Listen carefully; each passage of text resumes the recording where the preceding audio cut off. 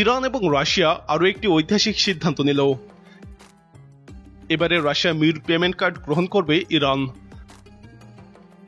মধ্যপ্রাচ্যের তেল সমৃদ্ধ দেশ ইরান শিগগিরই রাশিয়া মির ব্যাংকিং কার্ডের মাধ্যমে অর্থ প্রদান এবং গ্রহণ করা শুরু করবে বলে ইরানের একজন শীর্ষ কর্মকর্তা বরাত দিয়ে রাশিয়ার বার্তা সংস্থা RIA এক প্রতিবেদনে জানিয়েছে। কাতার ভিত্তিক গণমাধ্যম আল জাজিরাও খবরটি নিশ্চিত করেছে। এর মাধ্যমে পশ্চিমা ভিসা এবং মাস্টার কার্ডের রাশিয়ার বিকল্প গ্রহণের সর্বশেষ দেশ হিসেবে নাম লেখাবে ইরান। ইরানের অর্থনৈতিক কূটনীতি বিষয়ক উপ পররাষ্ট্রমন্ত্রী মেহদি সাফারি RIF-কে বলেন, আমি মনে করি ইরানের এই অর্থ প্রদানের ব্যবস্থা শিগগিরই চালু করা হবে। দক্ষিণ কোরিয়া এবং কিউবাও সম্প্রতি মির ব্যাংকিং কার্ড গ্রহণ করা শুরু করেছে। সংযুক্ত আরব আমিরাতও শিগগিরই এই কার্ড গ্রহণ করা শুরু করতে চায়। জনপ্রিয় পর্যটন গন্তব্য তুরস্ক, ভিয়েতনাম এবং সাবেক সোভিয়েত ইউনিয়নের প্রজাতন্ত্রগুলোতেও এই কার্ডের মাধ্যমে লেনদেন করা যায়। এর আগে নিজস্ব মুদ্রা রিয়াল এবং রুবলে বাণিজ্যিক লেনদেন শুরু করেছে ইরান এবং রাশিয়া। এর অংশ হিসেবেই ইরান রাশিয়া মুদ্রা রুবলকে বিনিময়যোগ্য মুদ্রা হিসেবে তালিকাভুক্ত করেছে। আমেরিকান ডলারকে বৃদ্ধাঙ্গুলি দেখায় ইরান এবং রাশিয়া। সম্প্রতি ইরানের কেন্দ্রীয় ব্যাংকের গভর্নর মস্কো সফর করেন। ওই সময় এ বিষয়ে দুই দেশের মধ্যে সমঝোতা হয়।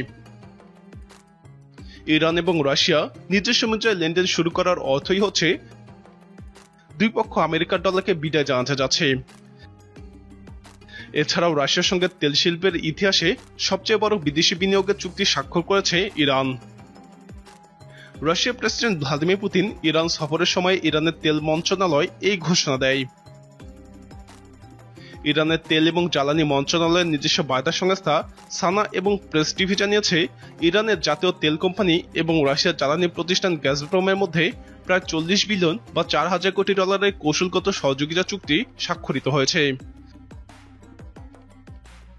ইরানের প্রেসিডেন্ট ইব্রাহিম রাইসি তেহরানে সফররত রাশিয়ার প্রেসিডেন্ট ভ্লাদিমির পুতিনের সাথে এক বৈঠক করেন।